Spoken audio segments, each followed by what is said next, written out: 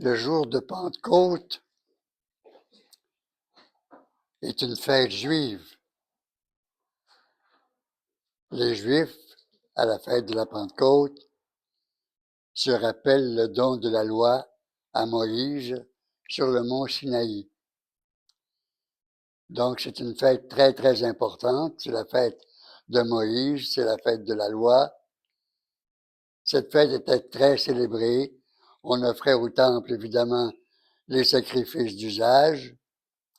Il y avait dans toutes les synagogues des rencontres pour ceux qui ne pouvaient pas se rendre jusqu'à Jérusalem, pour justement prier et réfléchir sur la Torah, la loi de Dieu. Or, le Christ, avant de monter au ciel, a dit, on vient de l'entendre, la nouvelle loi, c'est moi.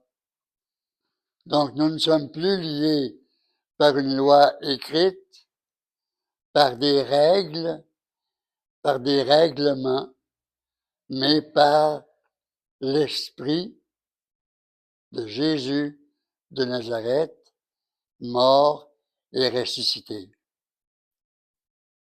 La bonne nouvelle pour Saint Jean, comme pour Saint Paul, ce n'est pas l'Évangile en entier. La bonne nouvelle, c'est la proclamation de la résurrection d'entre les morts, donnée à tous à cause du Christ. Le Christ qui ressuscite nous annonce et nous garantit que nous serons un jour aussi ressuscités. Donc que nous sortirons de la mort.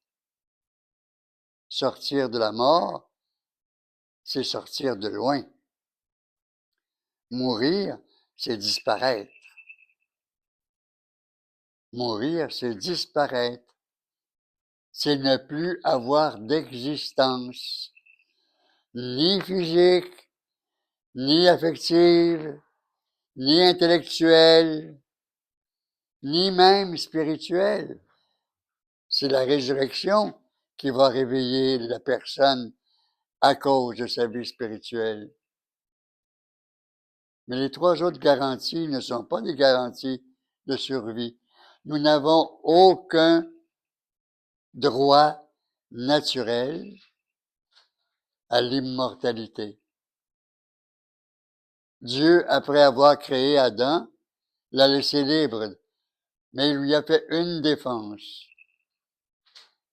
Adam n'a pas respecté cette règle. Alors, il est sorti, il a été chassé du paradis, et Dieu a dit, tu mourras de mort. Adam avait le droit, lui, à la survie, à l'immortalité, jusqu'à sa chute. Il l'a perdu. La condamnation de Dieu a enlevé à Adam cette possibilité de survie. On ne sait pas s'il serait mort, on ne sait pas s'il y aurait eu un transfert, on ne connaît rien, c'est des hypothèses. Mais ce qu'on sait, c'est que à partir d'Adam, la pire conséquence de sa chute, c'est la privation de la vie éternelle. Et Jésus, ce qu'il vient nous annoncer, c'est qu'il est cette vie éternelle, envoyée par le Père, parce que le Père avait promis à Adam, je te laisserai pas comme ça, on va aller te chercher quand ce sera le temps. Il a envoyé quand c'était le temps, il a envoyé Jésus dans la nation juive, qui était justement préparée à recevoir un Messie, donc un sauveur. Mais comme on ne savait pas exactement que ce sauveur avait une dimension spirituelle, ben, on croyait qu'éventuellement, le Messie viendrait, c'est-à-dire celui qui pourrait rétablir la puissance d'Israël dans son entourage, rétablir ses droits particulier, mais ce n'était pas quelque chose de terrestre. Jésus l'a dit dans son procès, « Mon royaume n'est pas de ce monde, il vient d'ailleurs. » Et c'est dans ce monde qui vient d'ailleurs, qui est promis par Jésus ressuscité, que nous serons aussi intégrés de façon éternelle à la grâce du Père, du Fils et du Saint-Esprit. Les apôtres, après la résurrection, ils ont rencontré supposément Jésus à plusieurs reprises, mais jamais ils l'ont reconnu. Jamais ils étaient sûrs que c'était lui. Le plus beau témoignage, il est dans Jean, dans la postiche de Jean, donc un ajout, un texte qu'on a découvert plus tard et qui a été ajouté au dernier chapitre.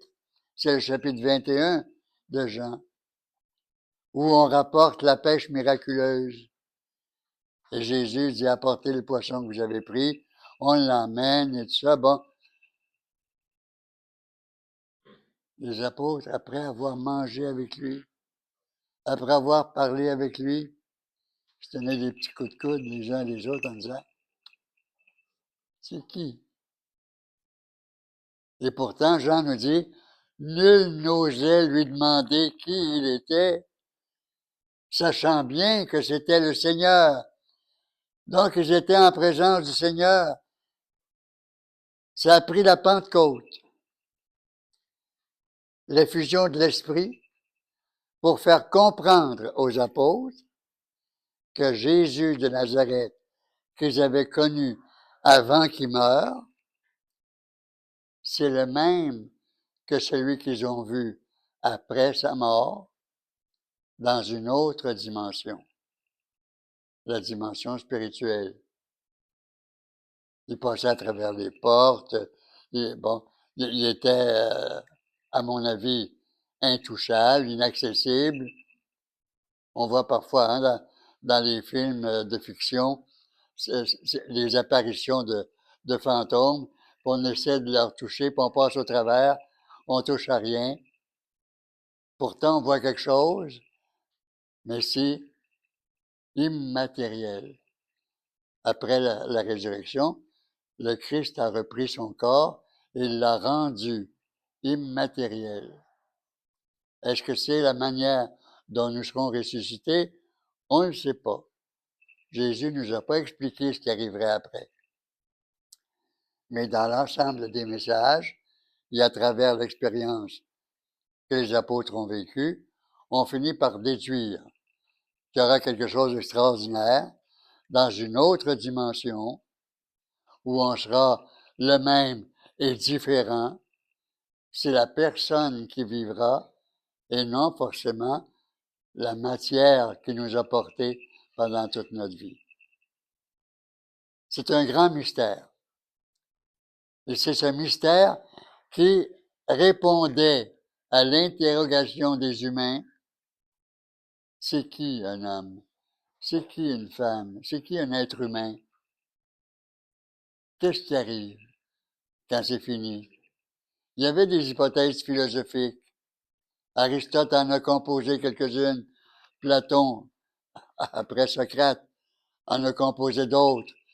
C'est des hypothèses, mais des hypothèses philosophiques. La théologie, tout ce qu'elle nous enseigne, c'est que avoir la foi, c'est de croire, c'est d'accepter, c'est d'adhérer à un message du Christ, un message qui vient d'ailleurs, et lui faire confiance. Ça, c'est la foi. C'est la foi. La foi ne touche rien de ce qu'on peut prouver scientifiquement. Je le répète, on n'a pas besoin de la foi pour croire en Jésus de Nazareth. C'est un personnage historique.